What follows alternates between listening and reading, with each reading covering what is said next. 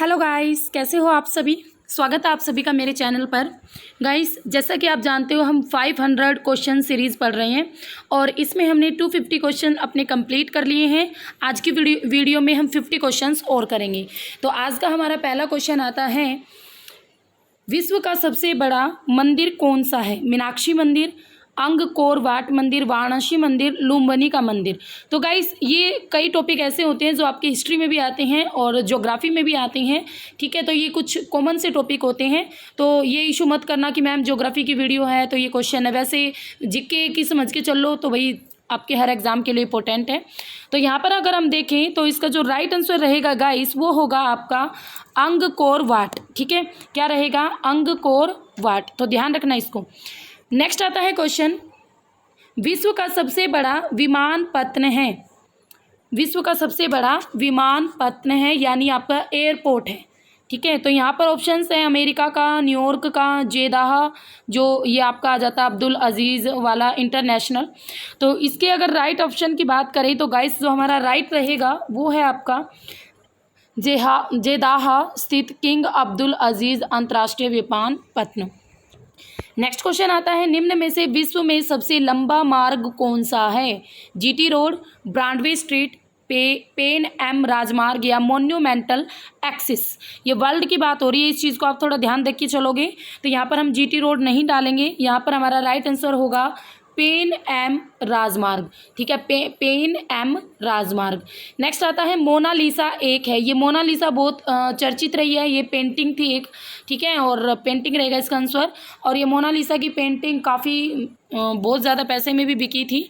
और इसको बनाने वाले कौन थे, तो ये नेक्स्ट क्वेश्चन ही है, हमारे पेंटर कौन थे, मोनालिसा के चित्रकार कौन थे। तो गाइस इसका अगर हम राइट आंसर की बात करें तो यही रहेगा का लियोनार्दो दा विंसी। विंसी की थी ये। ठीक है, विंसी की थी ये और ये बहुत ज़्यादा फेमस रही थी। तो ये आप करंट से क्वेश्चन मान सकते हो किसी भी तरीके से। मोनालिसा का जो चित्रकार था वो किस देश का था, जो मोनालिसा पेंटिंग थी इसका चित्रकार किस कंट्री का था। तो ये अगर हम बात करें तो इसका जो राइट आंसर रहेगा वो रहेगा रूस। ठीक है, रूस का था ये। नेक्स्ट आता है, विश्व की प्रसिद्ध पेंटिंग जो मोनालिसा थी 1987 में किस वजह से समाचारों में छाई रही और अब दोबारा से भी छाई थी।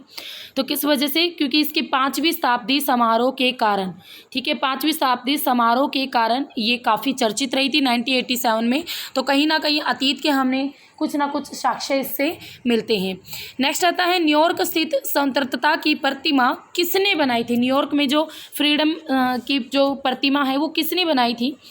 अगर इसकी हम बात करें तो देखते हैं, एजी एफिल, अमेरिकी शिल्पकार हेनरी स्मिथ, एडविन लुटियंस और इनमें से कोई नहीं। तो राइट आंसर रहेगा गाइस इसका एजी एफिल। ठीक है, एजी एफिल थे स्टैचू ऑफ फ्रीडम के बनाने वाले।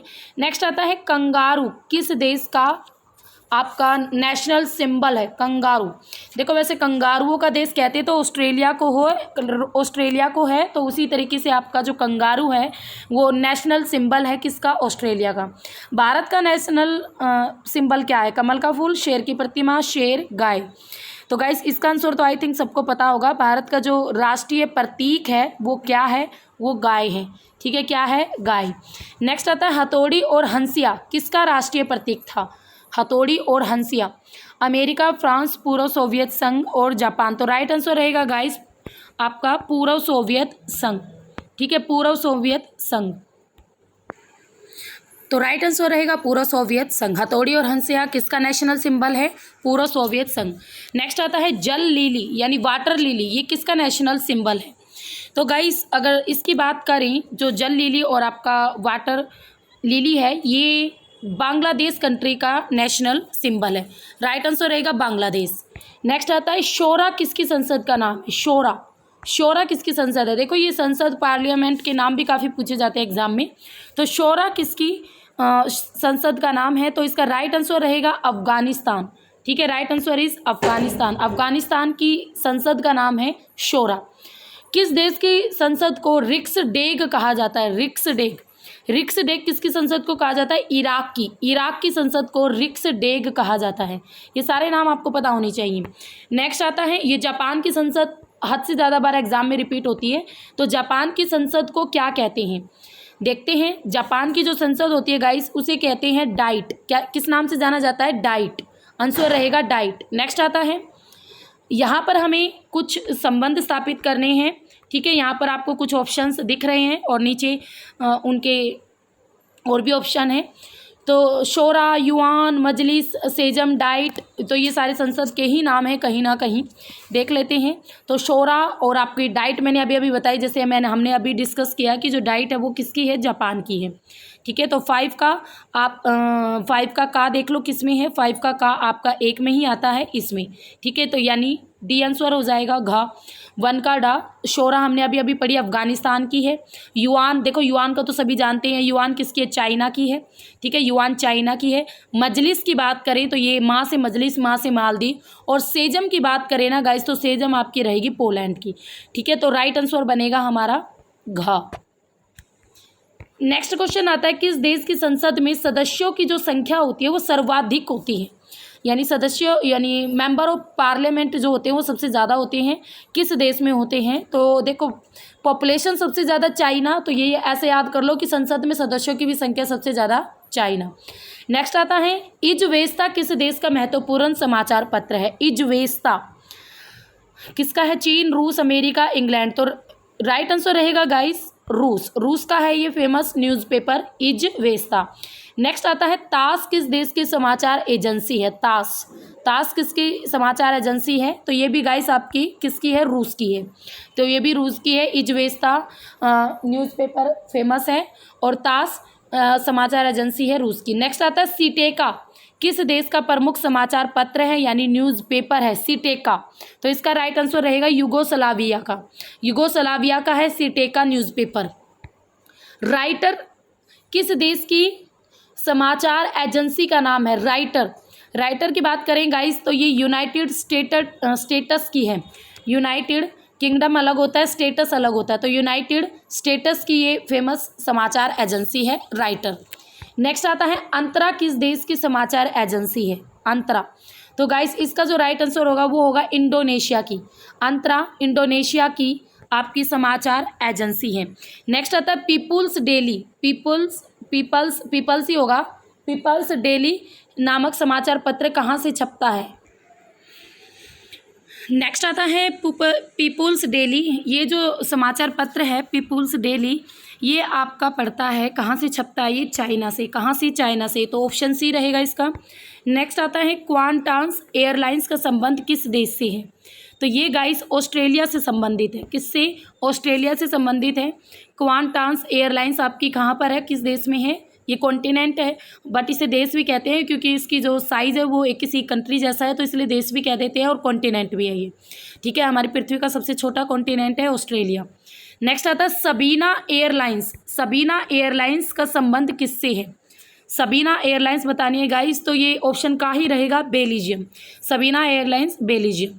नेक्स्ट आता है, संबंध स्थापित करना फिर दोबारा से। लुफ्थांसा, जाल, जेल, सबीना, और ये तो सारे के सारे एयरलाइंस के ही नाम हैं और ये आपके सामने ऑप्शंस है, तो देख लेते हैं एक बार। ठीक है, तो ध्यान से देखो, सबीना मैंने आपको अभी अभी बताया बेल्जियम। ठीक है, तो अगर आपको एक भी पता होगा ना तो भी आप क्वेश्चन करेक्ट कर जाओगे। देखते हैं, बट कई बार क्या होती है, मेजॉरिटी होती है। देखो 2-2-2, तो आप एक ही क्वेश्चन गलत हो पाया हमारा ऑप्शन, बाकी तो के तो करेक्ट है। ठीक है, तो यहाँ पर अगर हम बात करें तो क्या रहेगा इसका आंसर? तो गाइस ध्यान से देखो, सबीना हमारी बेल्जियम। ठीक है, और लुफ्थांसा जो एयरलाइंस है ये पड़ती है जर्मनी में। लुफ्थांसा जर्मनी में। नेक्स्ट आती है, लुफ्थांसा आपकी पड़ती है जर्मनी में। ये बार बार थोड़ी सी विजुअल नहीं हो रही है। ठीक है, तो लुफ्थांसा आपकी पड़ती है जर्मनी, सबीना पड़ती है बेल्जियम में, और जाल, जेल, एल, ये जैसे जाल जैसे जापान ऐसे याद कर सकते हो, और SAS ये स्कैंडिनेविया। तो खा रहेगा इसका आंसर। ठीक है, खा। नेक्स्ट आता है, KLM एयरलाइंस का संबंध किस देश से है? ठीक है, KLM किससे संबंधित है? तो इसका राइट आंसर रहेगा नीदरलैंड से संबंधित है KLM एयरलाइंस। नेक्स्ट क्वेश्चन आता है ये ज्योग्राफी का। जूट को गर्म आर्द्र जलवायु के साथ पर्याप्त मात्रा में वर्षा और उर्वर मिट्टी की आवश्यकता होती है। निम्न में से कौन सा देश जूट उत्पादन में विश्व में नंबर 1 है? तो गाइस बांग्लादेश। और बांग्लादेश के साथ भारत का वेस्ट बंगाल लगता है, तो भारत में भी वेस्ट बंगाल जो राज्य है ये जूट का सबसे बड़ा उत्पादक राज्य है। ठीक है, तो ऑप्शन 4 रहेगा। नेक्स्ट आता है कोकोआ एक उष्णकटिबंधीय पौधा है जिसे गर्मी और आर्द्रता की आवश्यकता होती है। निम्न देशों में से कौन सा देश कोकोआ के उत्पादन में विश्व में नंबर 1 पर है? कोकोआ के उत्पादन में आपको बताना है यहाँ पर। ठीक है, तो कोकोआ के उत्पादन की बात करें तो गाइस इसका राइट आंसर रहेगा घाना। और घाना आपकी एक अफ्रीकन कंट्री है। ठीक है, तो घाना रहेगा इसका राइट आंसर। नेक्स्ट आता है कॉफ़ी को उष्ण और आर्द्र जलवायु और बढ़िया वृद्धि के लिए ढाल की आवश्यकता होती है। निम्न में से कॉफ़ी के उत्पादन में कौन सा जो देश है वो नंबर 1 है? तो इसका राइट आंसर रहेगा गाइस ब्राज़ील। ब्राज़ील इसका राइट आंसर है। ब्राज़ील में कॉफ़ी उत्पादन सबसे ज़्यादा होता है वर्ल्ड में। ठीक है, और भारत का कर्नाटक राज्य नंबर 1 पर आता है ब्राज़ील के उत्पादन में। नेक्स्ट आता है कॉफ़ी के समान ही चाय को भी गर्म आर्द्र उष्णकटिबंधीय जलवायु की आवश्यकता होती है और पहाड़ी ढालों पर ये बढ़िया बढ़ते हैं। तो चाय के उत्पादन में कौन सा जो देश है वो अग्रणी है? तो गाइस इसका राइट आंसर रहेगा चाय पीते भी हम ही ज़्यादा हैं और उगाते भी हम ही ज़्यादा हैं, तो भारत। नेक्स्ट आता है किस फसल के लिए बिना अत्यधिक वर्षा के काली ज्वालामुखी और उष्णकटिबंधीय जलवायु सबसे उपयुक्त है? तो इसका राइट आंसर रहेगा गाइस कपास। देखो काली ज्वालामुखी मिट्टी और उष्ण गर्म जलवायु कपास के लिए बेस्ट है। कपासी मिट्टी भी कहते हैं काली मिट्टी को। नेक्स्ट आता है उच्च ग्रीष्म तापमान कठोर मिट्टी जो पौधों के भारी वजन को संभाल सके निम्न में से किसके लिए आवश्यक है? तो इसका राइट आंसर रहेगा गाइस चावल। किसके लिए आवश्यक है? चावल के लिए। नेक्स्ट आता है रबड़ के उत्पादन में कौन सा देश अग्रणी है यानी नंबर 1 पर है? तो गाइस इसका राइट आंसर रहेगा मलेशिया। वर्ल्ड में मलेशिया नंबर 1 पर है रबड़ के उत्पादन में। नेक्स्ट आता है कयूबा चीनी का कटोरा है, तो कौन सा देश गन्ने के उत्पादन में नंबर 1 पर है? तो गन्ने के उत्पादन में हमारा भारत नंबर 1 पर है। ठीक है, इन देशों की बात करें तो यहाँ पर भारत नंबर 1 पर है। नेक्स्ट क्वेश्चन आता है निम्न में से विश्व का कौन सा देश कपास का सबसे बड़ा उत्पादक देश है? तो भारत, मिस्र, अमेरिका, इंडोनेशिया। तो इसका जो राइट आंसर रहेगा गाइस अमेरिका। वर्ल्ड में अगर कपास उत्पादन की बात करें तो नंबर 1 पर आता है अमेरिका। नेक्स्ट आता है गेहूं शीतोष्ण क्षेत्र का पौधा जो समुद्र से दूर मैदानों और सामान्य शुष्क जलवायु में बढ़िया बढ़ता है। विश्व में सबसे अधिक गेहूं का उत्पादन प्राप्त होता है। किससे प्राप्त होता है सबसे ज़्यादा गेहूं उत्पादन? तो राइट आंसर रहेगा अमेरिका से। ठीक है, अमेरिका इनमें राइट आंसर रहेगा। नेक्स्ट आता है निम्न में से कौन सा देश जौ के उत्पादन में अग्रणी है यानी जौ के उत्पादन में नंबर 1 है, अग्रणी है? चीन, भारत, अमेरिका, कनाडा। तो राइट आंसर रहेगा guys Canada. Right answer is Canada. Next आता है मूंगफली के फसल पर एकाधिकार है। इंडोनेशिया, बांग्लादेश, पाकिस्तान और भारत। तो भारत, सर्दियों में बहुत खाओगे आप। भारत का गुजरात नंबर 1 पर आता है मूंगफली में। ठीक है, और वर्ल्ड में भी। नेक्स्ट आता है निम्न में से कौन सा देश ऊन के उत्पादन में नंबर 1 पर है? तो गाइस ऊन मेरिनो किस्म की भेड़ ऑस्ट्रेलिया में पाली जाती है और बढ़िया क्वालिटी की ऊन भी ऑस्ट्रेलिया में होती है। नंबर 1 पर ऑस्ट्रेलिया। नेक्स्ट आता है उद्योग जगत के लिए कोयला एक आवश्यक वस्तु है। कोयले उत्पादन में कौन सा देश अग्रणी है यानी नंबर 1 पर है? तो राइट आंसर रहेगा कोयले उत्पादन अमेरिका। नेक्स्ट आता है निम्न में से कौन से देश को लौंग का द्वीप भी कहा जाता है? जिंजीबार। तो गाइस ये पहला ही रहेगा और ये क्वेश्चन बार बार एग्जाम में पूछा जाता है। लौंग का द्वीप यानी लौंग जो मसाला है सबसे ज़्यादा जिंजीबार, अफ्रीका की जिंजीबार। तो लौंग का द्वीप किसे कहते हैं? अफ्रीका कॉन्टिनेंट की जिंजीबार को। नेक्स्ट आता है किस देश में विस्तृत यांत्रिक कृषि होती है और उस देश में कौन सी फसल मुख्य उत्पादित की जाती है? ठीक है, उस देश में कौन सी फसल मुख्य उत्पादित की जाती है? तो राइट आंसर रहेगा गाइस अमेरिका में। ठीक है, अमेरिका में होती है यांत्रिक कृषि और वहाँ की जो मुख्य फसल है वो गेहूँ है। ठीक है, कैसे लग रहे हैं गाइस आपको क्वेश्चंस? अगर क्वेश्चंस अच्छे लग रहे हैं तो प्लीज़ लाइक शेयर कर देना वीडियो को और मैक्सिमम शेयर कर दिया करो वीडियो करो। और इसके साथ साथ गाइस अगर मेरे चैनल पर न्यू हो तो सब्सक्राइब कर लिया करो। ठीक है, और बेल आइकन जरूर प्रेस करना, तभी न्यू वीडियो का नोटिफिकेशन आपके पास इजीली पहुंच पाएगा। नेक्स्ट क्वेश्चन आता है उष्णकटिबंधीय मरुभूमि जो विश्व की सबसे गर्म मरुभूमि है, कर्क और मकर रेखा के नज़दीक महाद्वीपों के पश्चिम में स्थित है।